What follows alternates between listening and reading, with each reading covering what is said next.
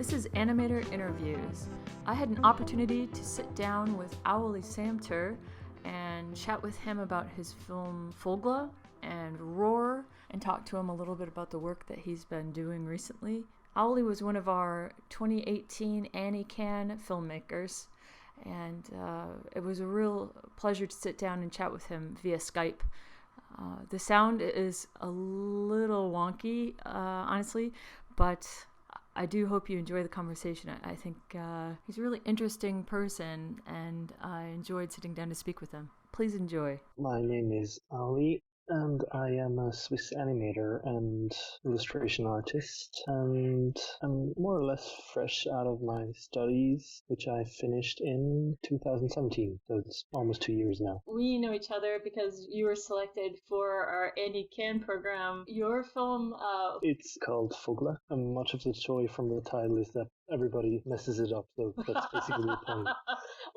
Which is a Swiss-German wordplay on birds and having sex, which is basically what the film is about. And death and everything that matters in life. Yes, the film is very controversial. We actually had an opportunity to show a few films from our ANNY program out of school recently, and made sure that was in the lineup, and it caused some stir there as well. It did. By the way.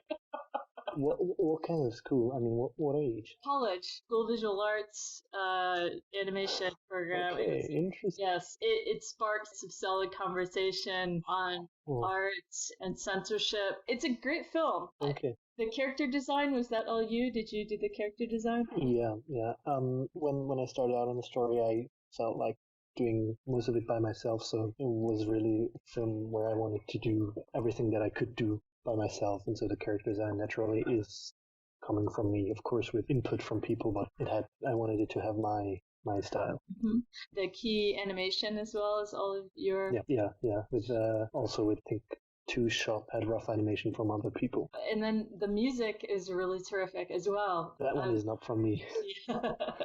Yeah, that was like the one contribution where I had somebody else. We had a great composer, Jan Willem de Witt, from another Swiss school. He was studying at another Swiss school. We had like this partnership where we made the films and they made music, and for them they had a big project to work on as composers, and we had good music for our project. So it was very symbiotic, and it was interesting because there was one part where I had to give away a big chunk of control, and I'm really happy that I did because the music turned out really good. The music's perfect for it. Yeah. I love the timing of the film. I love the character design and the sensibility of it. The film does kind of take this turn that you're shocked by, and it's so jarring. It's unexpected. Mm-hmm. And I think I watched the film 6 or 7 times before I decided that it had to be part of the program, because I just didn't know. I wasn't sure what to do. But I really liked it. You know, it does create controversy, but it's a great film. Roar is another film that is scheduled for screening with Animation Nights New York, which I'm really happy about. You do a great job with character design, and there's a lightness about the characters. Tell me a little bit about growing up, how you got into animation. Did you draw as a child, and what was that experience like? Yeah, I've been drawing ever since I'm little. I have 3 older siblings who were all very talented. Naturally, I was born with a pen in my hand, basically. My parents and my grandparents, they're all also very creative, so it was kind of, to me, I couldn't avoid doing something creative, and it always sparked a lot of joy. So I never thought about not doing it, actually. It was what I really liked to do, so I just pursued it, and I ended up where I'm now without actually ever having to decide to do this. Yeah. That's great. It was just a clear path. Yeah, kind of. And I couldn't think of another thing to do, actually, that would make me as happy as what I'm doing right now. So it was never deciding between this and that. It was always clear, I want to do this, and if I can, I will do this.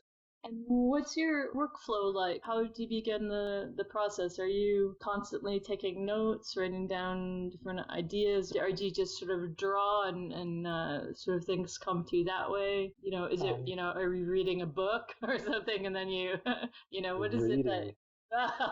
So fashioned. Just throwing that in there. It kind of depends on the project. I think I think most of the times I start with stories, so that I think of a story, and then I try to come up with the pictures that fill the story or that work with the story. And every now and then, of course, I also like to just start visually and then think of while doing it, think of what actually is the story behind this character, what actually is the story behind this world that I'm drawing. But I think for me it doesn't work if I'm working on a project that, for instance, has a deadline or I have to do something, so I really want to start with the story. And the other way to work on it is more for like personal projects where I don't have to reach a certain deadline or where I can really go with the flow, because I think it takes more time, because it's more a matter of inspiration, of trying out things.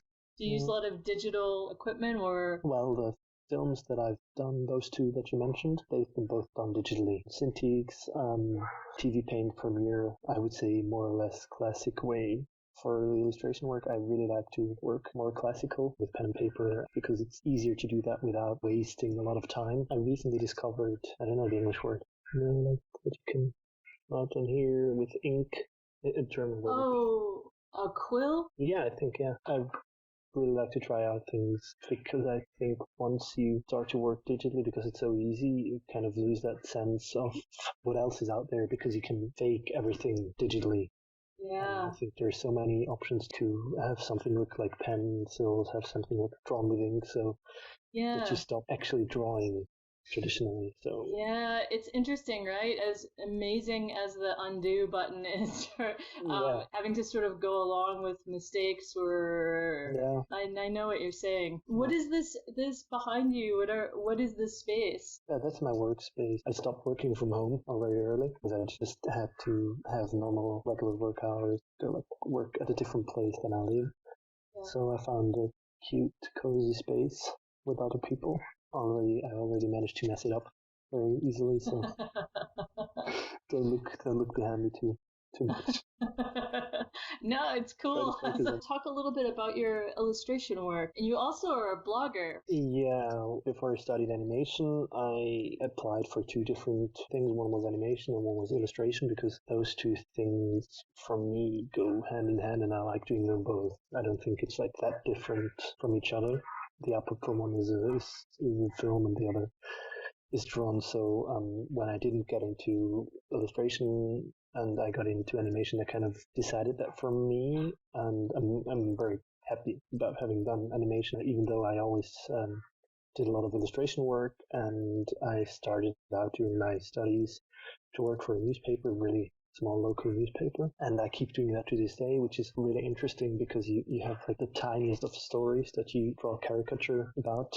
So it's always funny not to have like the big stories, the political things of the world, but instead to have like one farmer being angry at another farmer and stuff like that. And I also work for another newspaper where I draw a weekly comic strip, and that's kind of my main things that I'm doing illustration-wise. And then, of course, there's smaller projects that come in between those two big things that I'm working on. It's kind of funny because I'm still trying to figure out to level those two things that I'm doing, like animation and illustration, because the more illustration work I'm doing, actually less animation projects are coming in. Then I'm like, oh, I would love to do more animation. As soon as I got more animation projects, it's kind of, I start beginning like, oh, I would love to do more different illustrations. So it's always, I haven't leveled that yet. I haven't found, like, let me say, a way to balance, right?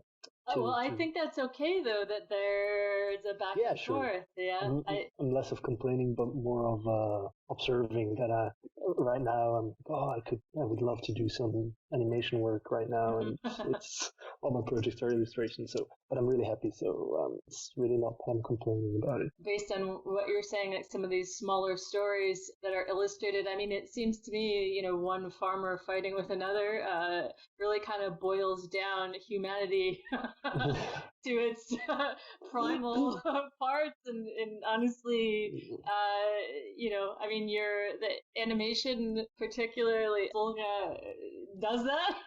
Yeah. With birds. Yeah, basically, it's basically that, right? Yeah.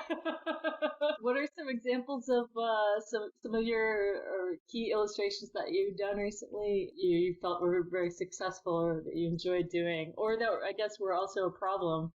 Well, none of them have been a problem as of yet. Nobody ever, the stories are so small, so nobody who reads them really cares about them. And unless I really piss them off, they're not going to complain. So it's kind of, I would really have to provoke them so hard so that people would react. So none of them are really problematic. I always like when I can take those really small stories, really local stories, and put them on a global level, contrast how small they are with what's going on in the world, which naturally putting Trump in these situations, because that's basically as international as he can go, which then kind of made the newspaper tell me I should stop using Trump because I use him so much that when I feel I can do something else.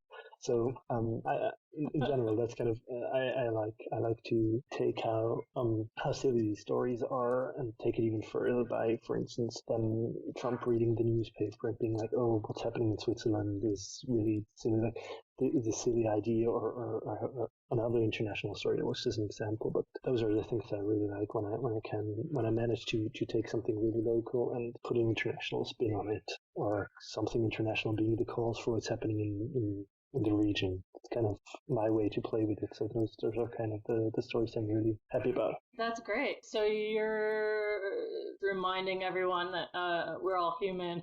Yeah. That's excellent. What about do you write about movies as well? Do you do some writing? Yeah, that was kind of a side project I've been doing for about 10 years now, which started on really small, where I was just blogging about movies, and then it got bigger and more time expensive, and then I kind of stopped doing it at some point, and now I'm just doing it every now and then. That I write for a Swiss online magazine. If you say that, like a page, and there I always like to cover animation topics, because that's what's dear to me, and that's what I think of this pool of writers. I'm most capable to do that, and also because it's a group of people and not me alone. I really can treat it as a side project. Before, when I did it for myself, obviously I had this need to talk about every film and everything, and as much as it was funny and something I liked doing, it was so time expensive that I kind of had to tell myself that I really want to do it as a side project where everybody else covers the big movies. I can just, whenever there's an animation movie or another movie that I'm interested in, I can cover those, but I don't have to cover all 5,000 films that are coming out in the year. And that's kind of something that made life so much more easy. Have you tried any kind of new emerging technology tools, NMVR or Quill, or any of these things that are coming out? No, actually not. I never tried it. Obviously, it has a future, and it's evolving so quickly. But I have to say, to my big shame, I've never worn VR glasses ever in my life. Don't worry, I'm sure you'll have plenty of opportunity to. Yeah, I do, but yeah, it really has never happened. Yeah. But I'm interested. I don't know if I see a project that fits this technology now, but as I'm saying, I think it definitely has a place in film and animation. And as soon as something is coming up where I think, okay, this fits this perfectly, I'll be open to do it. But I don't see anything for it now that I could work on. How do you feel about some of these news stories about deep fakes and things like that? How that could potentially, impact news and society down the line? News always take 10 years to travel here, so. Ah. No, but what is this about? Video that's been doctored or video that's becoming more Oh, easily doctored so that you can have yeah. What's the fake? celebrities or politicians saying things that they Okay, didn't yeah, actually yeah, yeah. say. Well, actually, I think in some cases it's having celebrities or politicians say things they didn't say. It can't be much worse than what they're actually saying. So no, but I don't know. I mean, I kind of don't spend too much time being frightened of new technology. Maybe just I'm ignoring it really well. As always, I think if you have new technology, you have ways to use it for good, you have ways to use it for really bad things. And I just hope the cases where it's been used for good things prevail, or it's that in the end it's used more for something good. But I think, yeah, obviously, you start to think about like how could you use it and what could you use it for, and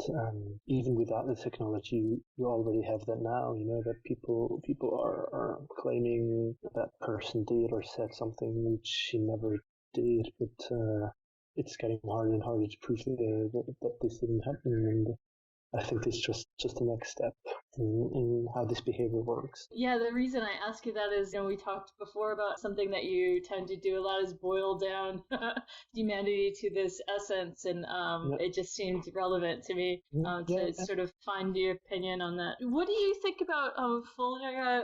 Do you think that it's controversial that you're maybe provoking the audience? controversial. How? No, this is my everyday life. Just no. I mean, obviously, I'm aware of how controversial it is, and That would be very I funny hardline stance to take.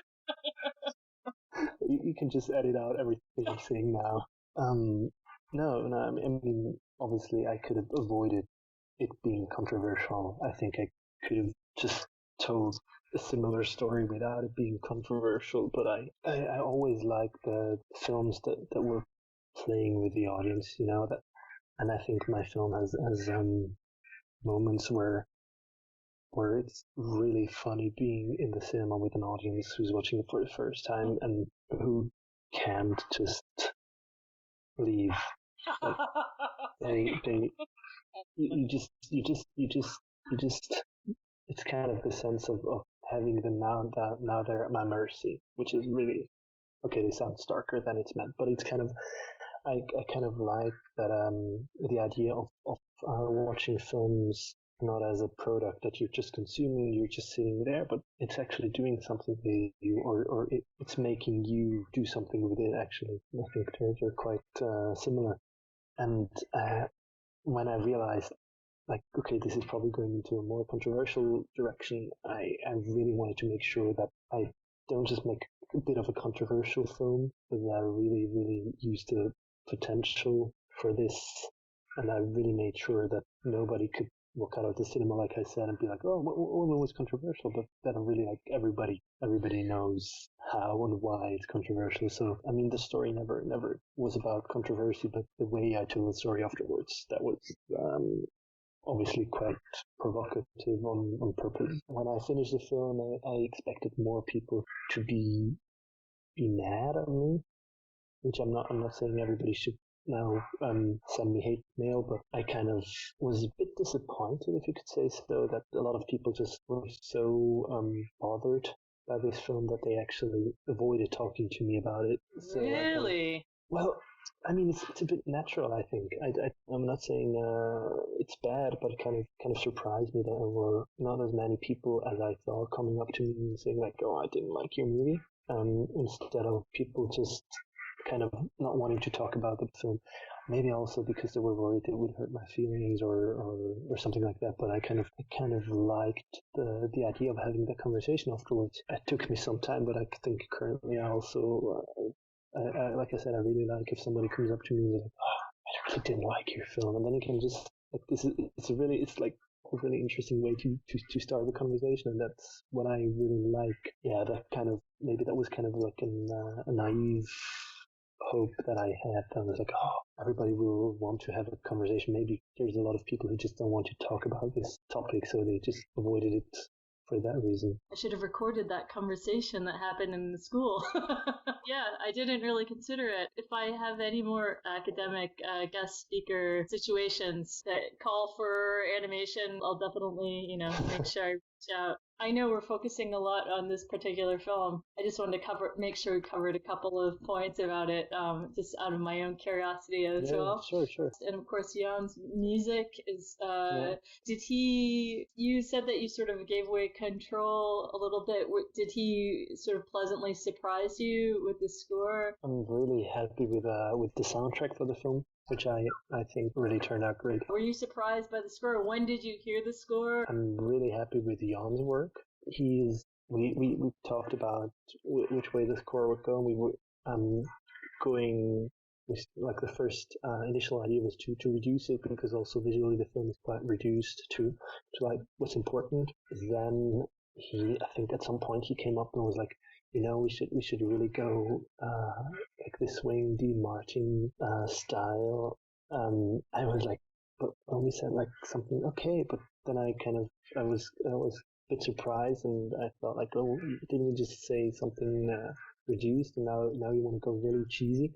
But I kind of liked how that would add up with the story and the film itself, because also visually I think the film is doing the same. It's taking these really, really cute, colorful characters, and it's doing something really, really terrible with it. And I think like the contrast between the music and the film is also similar to that.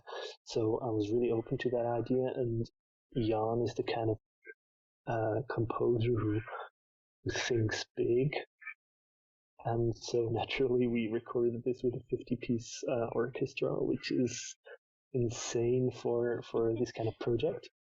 And there's a great shot of the musicians that are part of the score all in one room. Yeah. It's a really cool shot. I really care a lot about film music, so to me that was like so magical to be in that room when they were recording it, and also really magical to have them record this in all seriously, and behind them in the background was like the film that would be screened. and like some of them saw what they were playing to, and some of them didn't, and it was really hilarious. And so I'm really happy how that turned out, and Jan did an amazing job, and yeah, I'm really happy for the collaboration. And the sound design was done at our school. We have a really, really good infrastructure, and I had the help of 2 students who were working on the sound design together with me and our teacher, and also I think one of them also did one of the voices. Those are really terrific too. Yeah, well, on the flat. Well, basically, I casted the 3 main voices of the 3 main characters, if you want, very early on, and when we recorded that, our teacher came to me. One of the voices was me and 2 other people, and I was really happy about doing a voice. And very early on, the teacher came to me and he was like, "Look, I really like the voices except for the one you're doing." And I was like, "Oh, okay." And then I was obviously a bit disappointed, but I kind of saw his critique, and I kind of saw how it really wasn't working for the film. So we had somebody else come in, and like most of them are students or were students at that time, who just had great voices for even the smallest of characters. And for one character, we had somebody's mother, I think, whose scene was basically just, it was a sex scene, so she just came in, didn't knew anything about the film, just came into the recording booth and had to do a sex scene with somebody else on the spot. It was the best recording we had for the whole film, and that was really hilarious, because she didn't. I don't think she's very fond of the film, but she kind of came in and she was like, "Oh, okay, that's what we're working on. Okay, and she was like really this elegant lady, and she came in and I was like, "Oh, okay, this is going to work." And then one of the teachers from our school did the other voice in this sex scene, and they were just in that booth together, and it was the weirdest and most perfect moment you could have for the film. So it's it was really great that we took a lot of effort for getting the voices right, even though we were students or like from around the school. I didn't have like famous actors or real actors doing the voices, but still we worked a lot on the voices because we wanted to get each one of them we wanted to get right, and I'm very happy with them in the end. It's always really funny because I think a lot of the laughters whenever I watch it in an audience are happening at moments where the voices or the sound design are taking over, where like you have a nice sound effect from something, or you have like one of the birds doing a funny voice, and to me that kind of confirms that the voices will really work for the film because they kind of work for the audience. Mm-hmm. So I'm really proud of that. The moment with the young bird. This little moment of I don't want to people should just watch it. We'll show little clips here and there, but people should just watch it. They should. So is it available it's available online fully or not yet? No, not yet. It kind of took off later than I expected, so I kind of wanted to not push it out too soon. But I think at some point this year, I just have to get it out because it's on the tour for 2 years now. So I think some point this year. Okay. Did you also want to maybe talk a little bit about the ANNY Cannes Program and what your experience was like there and how that was for you? Yeah, sure. I mean, I'm not saying that because I'm looking at you, but I really had a great time. It was kind of it was so surreal. I remember when the whole thing got together, I was like, this is the weirdest thing that could happen for that film that at this point didn't get a lot of love. So it was kind of also very nice to have you as speaking about it the way you speak now. So it's kind of okay, maybe there's good in it after all. And obviously the film was screening on my birthday in Cannes, so it was perfect anyway. And it was also really humbling to be in the selection of, I think there were 20 films. Yes. Of 20 films that were each in their own way just so great, and you'll obviously see them now at festivals every now and then during the tour, so you're not the only ones who think they're good. So it was really nice selection, and it was really cool to be part of this experience, even on the small level, but also to take in so much, to meet so many animators. And it was also really interesting because you put together this animation selection, and I think it's kind of an animator thing that you always, wherever you go for the festival with live action films, like the animators, they're always their own kind, their own tribe. And even though I didn't know anybody from the festival, like who also took part in this, we instantly became this own group who just also, you see every now and then you get the feeling like, oh, you're the animators. So it was really, really funny how that kind of happened instantly at Cannes again, that you had like this group that like this feeling of togetherness within that group, and also like us being the group within this crowd of fancy people, but like the animators are their own weird group, and I took so much away from this, and also met a lot of nice people, made friendships. So nice to have like a film there and to have it take part in this really stunning festival. Yeah, it was very special. You could feel it. You could sort of see it happening. Part of me kind of longed to be like in the group. I would rather, I was just like, oh, look at that. Like, I just know what a beautiful thing that is to experience. So it was fascinating to be sort of on the. I mean, I was also part of it in my own way, but to sort of watch that happening, and it happened immediately. That was one thing that really was quite magical to see, is everyone just kind of came together, like glue, and it was just a natural thing. That was crazy. I mean, I'm really happy that it turned out like that. It's kind of it's something I think of even today, like with It's very great fondness. So if anybody's watching who thinks of doing it, so that's good. I'm so glad to hear. That's excellent. And so what are you? So tell me about what you're working on now, and also what maybe people should keep an eye out for. I'm currently lining up a film that I've been talking about for even a year, and it hasn't gone anywhere, and I don't know if it ever will at this point. I'm starting again to breathe life into it, so it's kind of very fresh. It's very different from any of the two films that I've done, and I want it to be different because I just don't want to have too much of a style, like too much of a this is you. Even though you recognize similarities between the two films, I think they're very different. I want to keep it that way. It's about dogs. I actually I announced Wes Anderson's film for an audience last year, and I told them, I don't like dogs, and then I got just booed out by half of the audience, and the other half, they realized, oh no, he's getting booed out, and we hate dogs too, so they started cheering, and it was this weird moment at a totally normal premiere, and I just said this one thing, and the whole audience was on fire within seconds, so it's kind of a controversial topic. So did you say, I don't like dogs, I love dogs? Yeah, that's really funny. Yeah, too bad that there's no similar thing if you don't like dogs. Oh goodness! So what medium are you using? Can you talk about that sort of? I think it's too early to say. I would really like to work traditionally or in some way because I want it to be weird. Mm-hmm.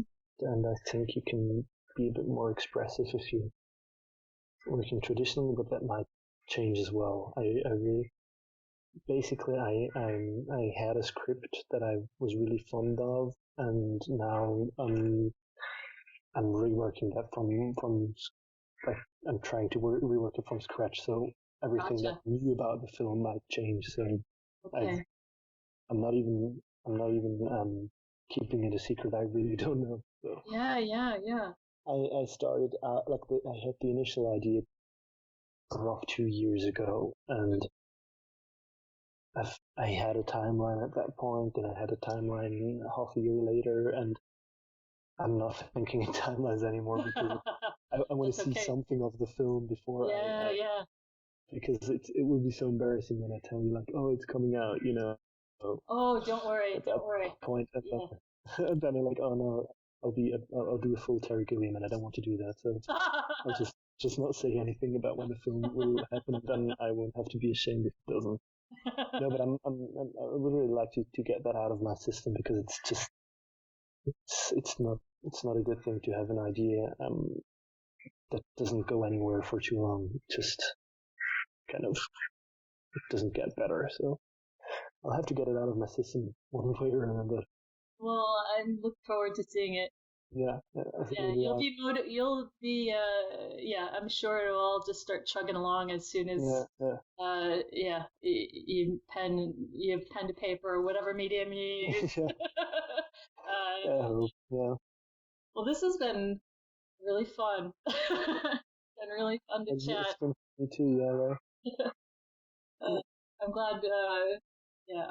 I'm glad we get to sit down and talk a little bit, and I'm really excited to see your next project. And I'll let you know about the screening, the program that we screen your other film in. Our model is a little bit odd with Animation Nights New York. Like sometimes films sit in the queue a bit, but I don't mind. I mean, it's just rolling. It's the nature of rolling deadlines, and we really. It's so important though to have a program, where everything kind of can do its thing, sometimes films will sit and I almost start to feel a little guilty, honestly, and then once we have a program, it's like, oh, okay, like this is supposed to happen this way because it, everything sort of clicks together. It's not been lying around for that long, so right.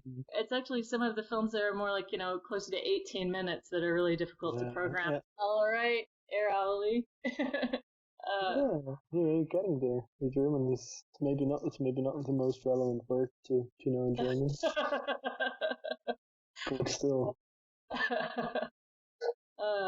Yeah, thank you. Do you have any last words? No, I don't. No. Keep making your great work. Thank you. Inspiring the world and creating controversy. Continue to create controversy. That's all I'm going for. Thank you.